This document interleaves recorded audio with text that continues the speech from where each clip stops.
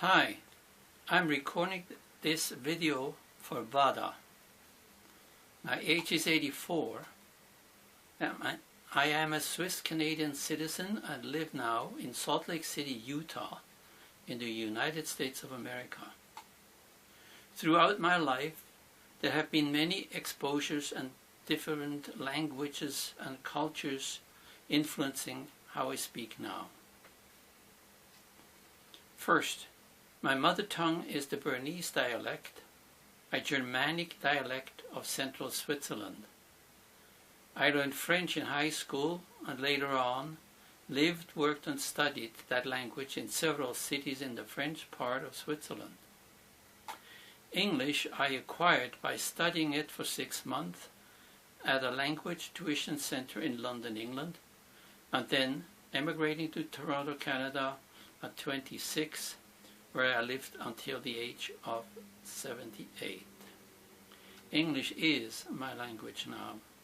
I live, feel, breathe and dream in it. And now the story of comma gets a cure.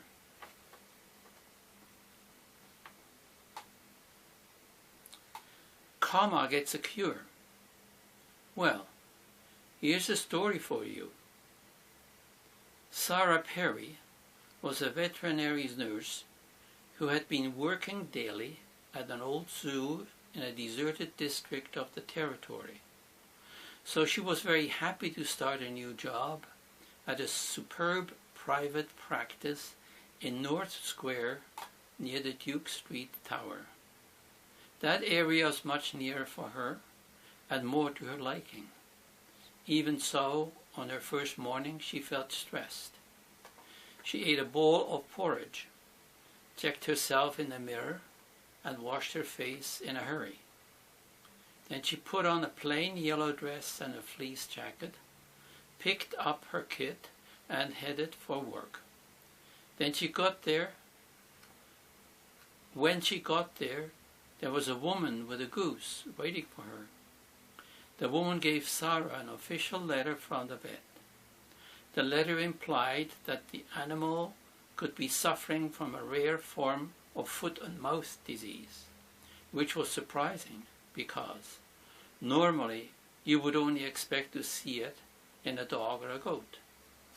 Sarah was sentimental, so this made her feel sorry for the beautiful bird. Before long, the itchy goose began to strut around the office like a lunatic, which made an unsanitary mess.